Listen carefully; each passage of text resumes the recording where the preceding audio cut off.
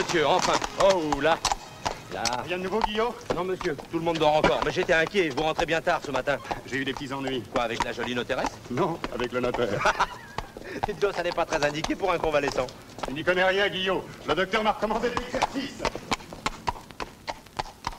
Mon neveu est-il éveillé? Ah, je ne sais pas, madame. C'est Guillot à présent qui s'occupe de lui. Ah, c'est plus convenable. Tant que le chevalier était alité, une jeune femme pouvait à la rigueur s'occuper de lui. Mais maintenant qu'il tient debout... Hein... Ce chevalier est en très bonne santé. Halte, qui va là? Enfin, monsieur, vous croyez encore au siège de La Rochelle? Pourquoi il soit qui m'apporte le petit déjeuner ce matin et non Lisette? Parce que madame la duchesse a croisé Lisette qui sortait de votre chambre hier matin. Vous ébouriffez qu'une poulette qui vient de se battre avec un coq. Alors madame la duchesse m'a dit, Guyot, puisque ton maître est guéri des terribles blessures que lui ont infligées les gens de La Rochelle, tu reprendras ton service auprès de lui. Terrible blessure. Elle exagère, ma tante. Trois malheureuses balles et un petit éclat de poulet, ça ne vaut pas la peine d'en parler.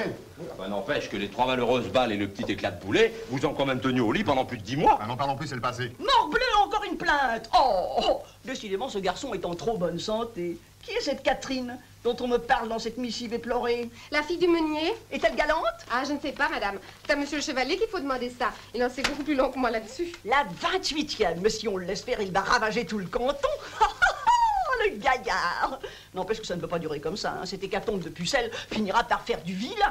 Quelle nouvelle ce matin? Oh, excellente, monsieur, excellente. L'armée française tient toujours Casal. Je viens de l'apprendre par le courrier qui arrive d'Italie. Ils tiennent toujours encerclés par toute l'armée espagnole et monsieur de Toiras, qui les commande, a juré qu'il se battrait jusqu'à la mort. Quand je pense que tous mes amis sont là-bas avec Toiras et qu'ils se couvrent de gloire. Alors que moi, je me fais dorloter ici comme une femmelette. Nous allons marier le chevalier. Madame la duchesse ne pense pas qu'il soit un peu tôt pour y songer. Oh, tu me fais mal, je te dis, voyons. Oh. Monsieur le chevalier ne me semble pas spécialement doué pour la fidélité. Mais qui te parle de fidélité? Il s'agit de la s'agir. Une fille jolie et intelligente sait toujours s'arranger pour garder un homme. Même le chevalier? Même le chevalier. Voyons, qui ai-je sous la main en fait d'héritière? Attends, je regarde ça sur mon petit papier. Chaque chose en son temps, monsieur. À chaque jour suffit sa tâche. La vôtre, pour l'instant, c'est d'achever de vous guérir. Mais je suis guéri, je le prouve tous les jours. Disons plutôt toutes les nuits, monsieur. C'est la même chose. Pas pour les maris. Tous ils sont là-bas, Guillaume, Penouette, Narbonne, Flin. Tous nos compagnons du Fort Saint-Jean. Voyons, la petite de Courcheval. Oh non, elle est riche mais idiote et le chevalier aime les femmes intelligentes. Odette de Plainville.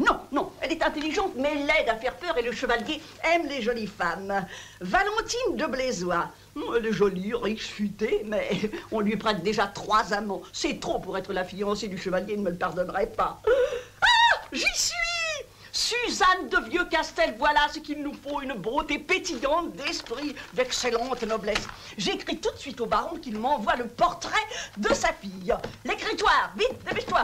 Voilà, madame la duchesse. Tout de suite. Monsieur rêve sans doute d'ajouter à la collection de projectiles que le chirurgien a eu tant de mal à lui extraire du corps 2 ou 3 biscayens typiquement espagnols. Quelle importance? Ce qui compte, c'est de vivre, non? Oui, monsieur. Seulement à la guerre, il arrive aussi qu'on y meurt. Ah, mieux vaut vivre un an comme un lion que sans comme un mouton. C'est pas certain. Un vieux proverbe de chez moi qui dit « Mieux vaut être un âne vivant qu'un général mort ». À condition d'aimer la condition d'âne. Enfin, monsieur, la vie, c'est quand même quelque chose de pas désagréable du tout, la vie. À condition de vivre et de ne pas regarder les autres vivre, ce qui est navrant. On mange, on dort, on boit, on caresse les demoiselles, les dames. On profite, quoi. C'est plaisant. On meurt comme un âne et non comme un homme, sans avoir servi à rien. Si, monsieur, à soi-même, ce qui n'est déjà pas rien. Pour moi, si. Oh, et Diogène dans son tonneau, il n'était pas heureux, monsieur Diogène? Peut-être. Seulement voilà. Moi, je ne suis pas Diogène. Je suis François de Retschine, dont le bonheur est de vivre l'épée à la main, de respirer l'odeur de la poudre, et de partager avec mes amis les joies et les risques du plus beau métier du monde, celui des armes. Ah oui, joli métier, monsieur, que celui qui consiste à oxyre son voisin. Tu te trompes, Guillaume. Il s'agit moins d'oxyre son voisin que de l'empêcher de vous oxyre. J'attaque pour ne pas avoir à me défendre, ce n'est pas la même chose. Et dans ce monde de loups, c'est même la seule chose censée à faire si l'on tient à sa propre vie. Tout le reste, c'est littérature. Mais ici, je m'ennuie. Je m'ennuie. Et je sens que si cette vie continue, je vais crever pour de bon. Non, il faut persuader ce cuistre de docteur et m'attendre que je suis guéri et que j'ai besoin de changer d'air. Je suis fort mécontente de vous. Vous n'entendez rien de votre métier. Madame la duchesse me permettra respectueusement de lui faire remarquer que j'ai guéri le chevalier. Mais c'est bien ce que je vous reproche. Je ne veux pas que mon neveu soit guéri. Je ne veux pas qu'il quitte le château. J'ai dit je ne veux pas. Allez-vous comprendre, oui ou non? Je commence, madame la duchesse, je commence, mais comment lui faire avaler une chose pareille? Il marche, il monte à cheval, il chasse, il... Oui, passons.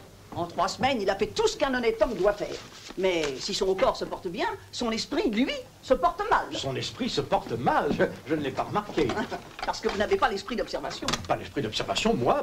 Ah, il souffre d'un mal que chez nous, nous appelons le mal de gloire.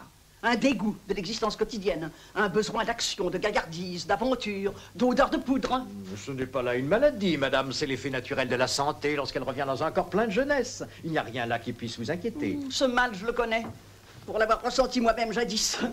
Au lieu de faire de la tapisserie, de rêver de marmots, je tirais au pistolet et ne rêvais que playboss. Bref, c'est ainsi qu'à 14 ans, j'ai épousé Feu le Duc qui en avait 40, parce qu'il était brillant au cavalier, qu'il tirait bien au sabre et qu'il était compagnon d'armes du roi Henri. Le mal de gloire conduit souvent à ces sortes d'erreurs. Mais ce que je ne veux pas, c'est que mon neveu connaisse à son tour ses déboires. Il s'ennuie. Alors, il ne rêve que d'aller retrouver en Italie ses anciens compagnons d'armes qui servent là-bas sous Monsieur de Toiras. À Casal. Mon neveu est mon héritier, le dernier de notre sang. Il se doit de continuer notre maison. Je ne veux pas qu'il aille se faire tuer bêtement, alors que mon amitié avec la reine-mère, la bienveillance de notre reine, la bonté du roi envers la veuve d'un des plus chers compagnons de son père, peut ouvrir aux chevaliers les plus brillantes perspectives. Vous me suivez? Non, pas à pas, madame. Alors, il faut que vous trouviez un moyen de retenir le chevalier au château. C'est que je n'en vois guère. Vous avez bien des calmants dans votre arsenal de drogue. Non, oui, les sédatifs, les opiacés, les bromures, mais l'effet en est très fugace, très provisoire. Et votre neveu possède une constitution magnifique. Les sédatifs ne seront pas assez sédatifs. Non, le sang des Blainville. Cela n'arrange pas les choses. Une petite saignée ferait peut-être notre affaire. Mais madame, je n'ai pas le droit de soigner les gens pour des maladies qu'ils n'ont pas. J'ai prêté le serment d'Hippocrate. Que dites-vous? Hippocrate, un médecin grec, un très grand médecin, notre maître à tous. S'il vient en Grèce, personne n'en saura rien. D'autant plus qu'il est mort depuis 2500 ans, madame. Alors, que vient faire cet individu dans notre histoire? Rien. Non, madame, la médecine ne peut absolument rien pour lui. Il n'existe malheureusement pas un remède au monde qui puisse empêcher un jeune homme d'assouvir son goût de l'aventure quand il l'a. Mais je ne vous demande pas de neutraliser mon neveu pendant des mois. Je vous demande simplement de m'accorder quelques jours de répit. Mais dans quel but? Je ne comprends pas. Pour me donner le temps de lui faire prendre un sédatif de ma composition et qui le calmera définitivement. Définitivement? Un sédatif? Vous m'alarmez. Quelle est sa composition? Rassurez-vous, c'est un sédatif qui endort mais qui ne tue pas. De la teinture d'opium? C'est très dangereux. Il ne s'agit pas d'opium. Du sirop de gallois? Des pilules de Belloste? Ne cherchez pas. Il n'existe pas dans votre pharmacopée. Il n'existe pas dans la pharmacopée.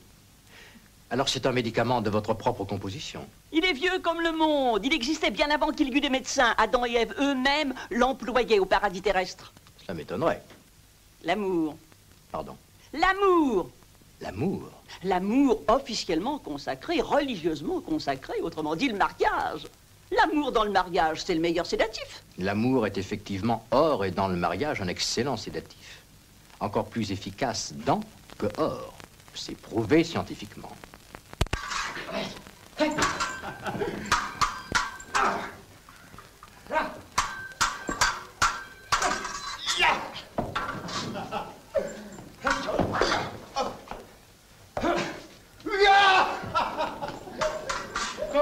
Bon, soufflons un peu, monsieur, soufflons un peu. Nous ne sommes pas au siège de La Rochelle. Je ne suis ni anglais, ni espagnol, ni parpaillot. Regarde! Hein? Ya!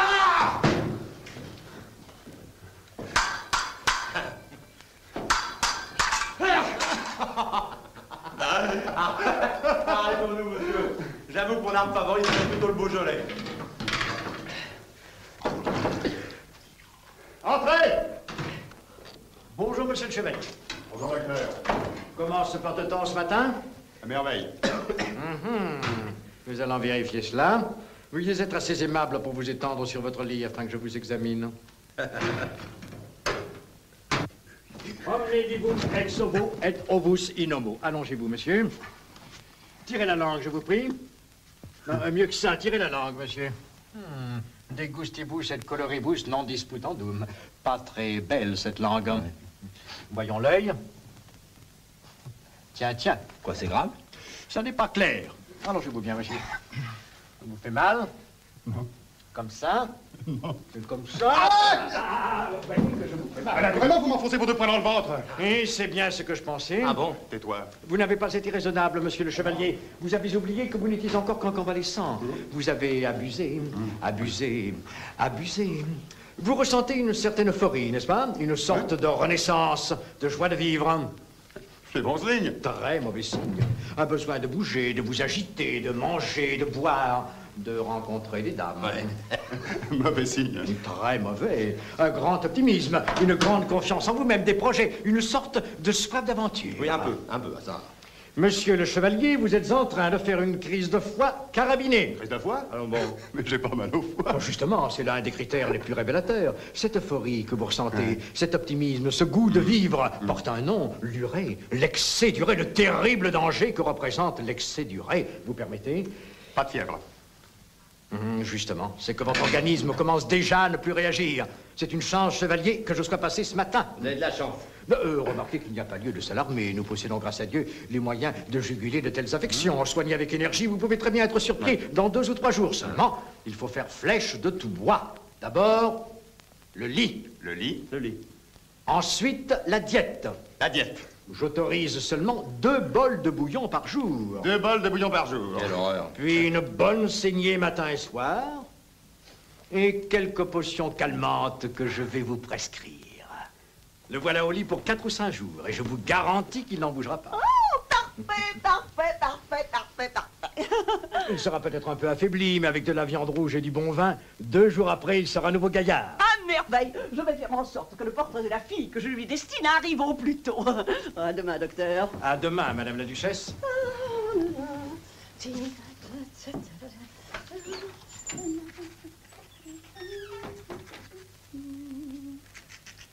Feu!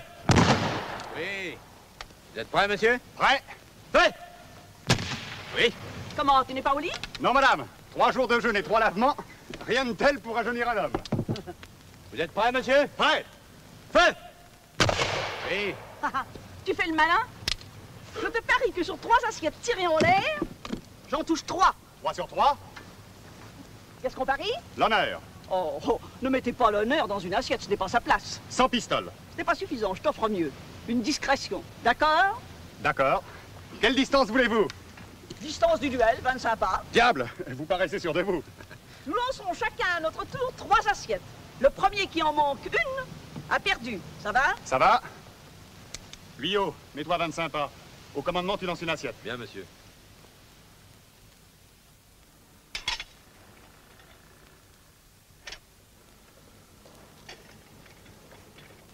Prête? Prête? Prêt! Feu! Bravo! Ah, c'est un coup de chance, à toi. Prêt? Prêt! Prêt! Feu!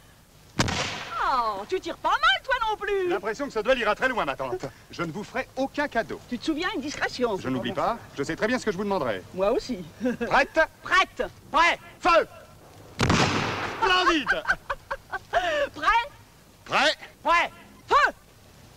Oh, nous n'en sortirons pas. Nous allons tirer la dernière balle à 40 pas. À 40 pas, c'est impossible. Quoi, tu as peur de perdre? Peur? Guyot! Mets-toi 40 pas! Arrête! Prête? Prête? Prêt! Feu! Superbe! Prêt? Prêt? Prêt? Feu! Manqué. Vous avez gagné, ma tante. Tu te souviens, une discrétion. J'étais content. Quelle est-elle? Viens, c'est une surprise.